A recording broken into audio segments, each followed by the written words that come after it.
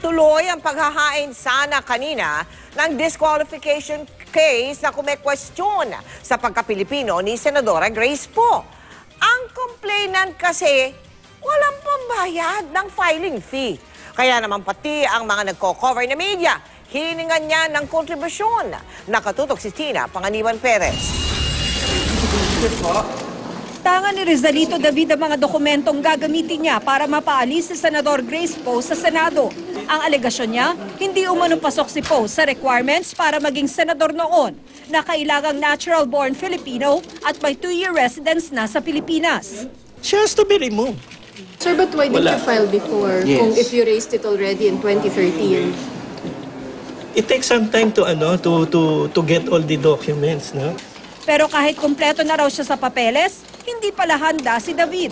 Hindi natuloy ang paghahain ng reklamo laban kay Senator Grace Poe dahil hindi alam na maghahain ito na may kailangan pala siyang bayaran. 50,000 pesos ang filing fee na may dagdag pang 10,000 pesos na cash deposit. Last you to pay the filing fee, 50,000. 50,000? Sir, Pepe will assist you. Right now? Yes, sir. I don't have the 50,000 right now. I'm asking you to help me out and pay 50,000. Baka gusto nyo mag-contribute ng tigwa 1,000. May mga 50 naman tayo siguro dito, no? Mag-isa raw si David sa reklamong ito at walang grupo o politikong nasa likod niya. Pero ang mga deklarado ng tatakbo sa eleksyon 2016, pwede raw makiambag. Be it yung camp ni BP Binay o yung camp ni Mar Rojas or yung... It's really up to them. If they want to find the truth, no? To find the truth about all this, sila magbayad.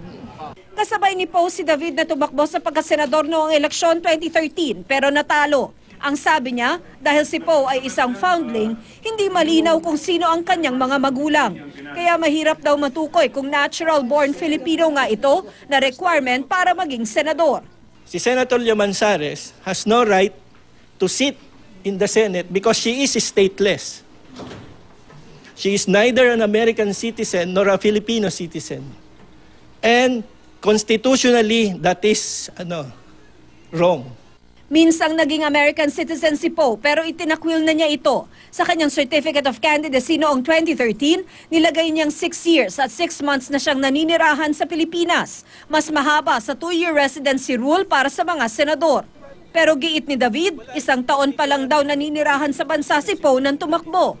Nakakuha raw siya ng kopya ng pasaporte ni Poe, pati impormasyon sa mga biyahe nito na magpapakitang hanggang noong 2009 ay ginagamit pa raw ni Poe ang kanyang American passport. When she ran for the Senate, she lacks 1 year of residency. When she worked in the MTRCB, she was still an American citizen. Dati ng kumandidatong senador si David sa ilalim ng partidong Ang Kapatira noong eleksyon 2010 at 2013 pero natalo siya sa parehong pagkakataon. Tina Panganiban Perez, Nakatutok, 24 Oras.